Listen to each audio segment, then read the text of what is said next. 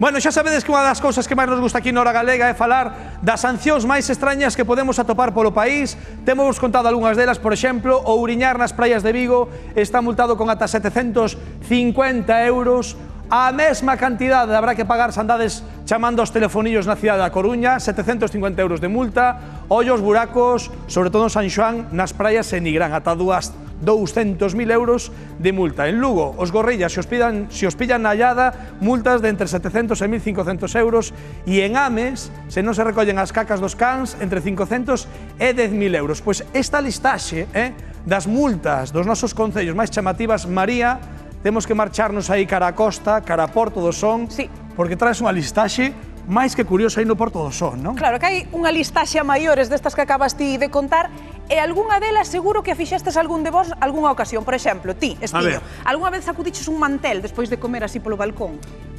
Sempre fago moitas veces, miro se pasa xente por abaixo, que me dá moita rabia que a min teñeme tirado cousas en riba. Ai, sí, non. Hai que mirar, pero unha vez que ves a rúa libre, vas para baixo. Bueno, pois eu sobre tamén todo o fago. alfombras. Sí, pois eu tamén o fago na Casa da Aldea, por exemplo. Pois iso en Porto do Son, por exemplo, pódenos acarrear unha multa de 750 euros. Igual en Friol non, pero en Porto do Son, mira. Pois ainda teño que mirar en Friol, que non o sei. Hai que pagar, hai que informar, eu tamén en Verín por si acaso, en Oimbra, na Casa da Aldea, tamén me teño que informar, pero sobre todo vos, aí en Porto do Son, sabíades que vos podedes enfrontar a este tipo de consecuencias. Saímos preguntarvos e algúns quedastes incluso pampos con todo isto. Ordenanzas curiosas hainas en todos os concellos. Aquí no Porto do Son hai unha en particular que ten unha serie de sancións que son un pouco particulares. Vamos ver se os veciños as coñecen.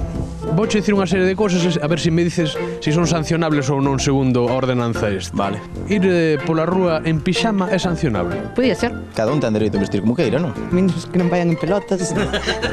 Entendo que non debería serlo, porque tampouco estás facendo exhibicionismo nin... Nada, efectivamente, non é. Nese caso non é, non chegamos a tanto. Tú crees que, por exemplo, se tes unha mascota, un can, que se bañe nunha fonte destas ornamentais ou nun tanque, eso é sancionable? Depende ata que punto sexa histórica ou non a fonte, a pedra do ano... Higiene, máis que nada. Creo que non é necesario. Ah, é un pouco... É un ben escaso. Ben escaso, sí. Ben escaso, mas é unha cousa que se van beber. Isto é sancionable. E tampouco poden beber, por exemplo, de fontes de auga potable de consumo humano. Claro, se son fontes continuas, ao final, ainda que beban da auga, é como se bebemos nós da auga. A vertical desas macetas cae por fora do balcón. Iso é sancionable. Eu creo que 300 euros non llos quita nadie. Tú pensas que iso é sancionable? No, para min non debería serlo. Aí non afecta en ningún momento. O que afectaría sería se ti tes as macetas, por exemplo, sin plato e as rejas, pois claro, entre a agua pois cairá para baixo e molestará a xente.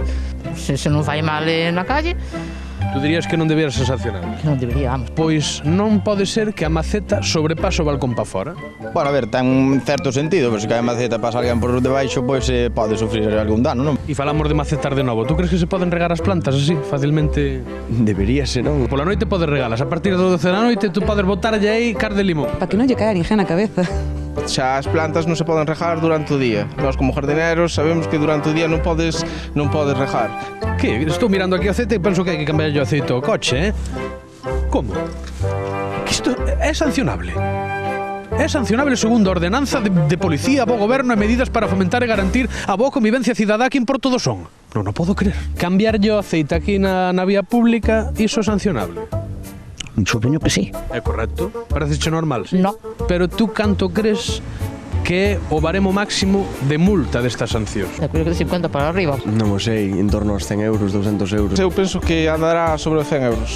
Súbelle. Ahora vemos. Faime caso. 120. Máis arriba. 150. Máis. 200. 750. Van, tamén se pasan narices. Xa falando en plata. Ai, bien. Moi ben. Que queres que che diga? Pois é unha burrada. Pois é unha burrada. Pois ni máis ni menos.